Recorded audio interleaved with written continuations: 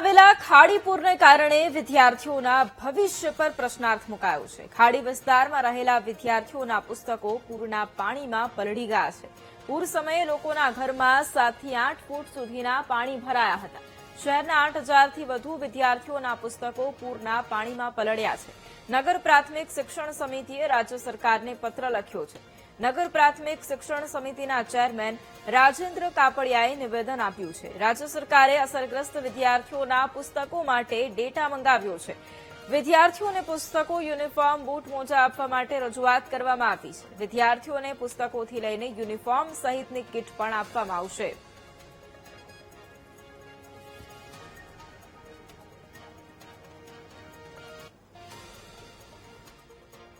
સુરતમાં જે રીતે ભારે વરસાદ વરસ્યો અને ખાડીપુર જેવી સ્થિતિ નિર્માણ પામી, જે રીતે સુરતમાં પૂરની સ્થિતિ નિર્માણ પામી હતી, તેમાં બાળકોનું જે ભણતર છે તે પણ ધોવાયું હતું। અનેક બાળકોના પુસ્તકો ધોવાઈ ચૂક્યા હતા। નગર પ્રાથમિક શિક્ષણ સમિતિ સરકારી શાળાઓ ચાલે છે તે ગરીબ બાળકોના પુસ્તકો તણાઈ ગયા હતા અને અંદાજે 1 લાખથી વધુ પુસ્તકો મંગાવવા પડે રાજ્ય સરકાર પાસેથી બાળકોના ભવિષ્ય માટે તેવી સ્થિતિ નિર્માણ પામી છે। તેને લઈને જિલ્લા શિક્ષણ અધિકારી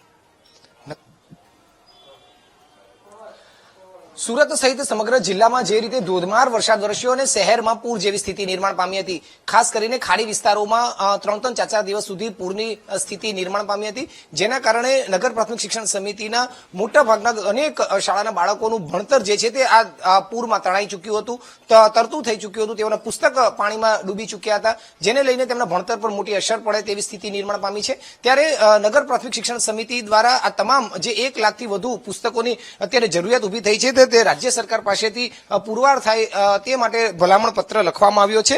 આપણી સાથે નગર પ્રાથમિક શિક્ષણ સમિતિના ચેરમેન જોડાયા છે, તેઓની સાથે વાત કરીશું। રાજેન્દ્રભાઈ, સુરતમાં જે રીતે પૂર આવ્યું અને પૂરને લઈને બાળકોના ભણતર પર કઈ રીતની અસર પડી છે અને એને લઈને કઈ રીતે રાજ્ય સરકારને આપણે રજૂઆત કરી? 27 તારીખે જે ખાડી પૂર આવ્યું વરસાદને કારણે અને એને કારણે જે નાગશન નગર હોય કે મીઠી ખાડી હોય એ વિસ્તારોમાં ખાડી પુલના પાણી ભરાઈ ગયા હતા અને આના કારણે બાળકોના પુસ્તકો હોય કે યુનિફોર્મ હોય, બેગ હોય, બૂટ મોજા હોય, એ દરેક વસ્તુ પલળી ગઈ હતી અને એને કારણે જ રાજ્ય સરકાર ખૂબ જ આપણી સેન્સિટિવ છે અને એ નગર પ્રાથમિક શિક્ષણ સમિતિને એક લેટર લખ્યો હતો કે પૂરના કારણે જો પુસ્તકો કે બીજું કંઈ નુકસાન થયું હોય તો અમને જણાવો। અને એના અનુસંધાને નગર પ્રાથમિક શિક્ષણ સમિતિ દ્વારા 1 તારીખે આ પુસ્તકોની જે પલળી ગયા છે તે બાબતમાં એક લેટર નિયામકશ્રીને લખવામાં આવ્યો હતો અને અમને આશા છે કે અઠવાડિયામાં જ આ બધા પુસ્તકો નગર પ્રાથમિક શિક્ષણ સમિતિને મળી જશે અને ત્યાર પછી અમે આ જે ખાડીપુરની અસરગ્રસ્ત સ્કૂલોમાં જે એ લોકોની ડિમાન્ડ હતી એ પ્રમાણેના પુસ્તકો એ લોકોને પૂરા પાડી શકીશું।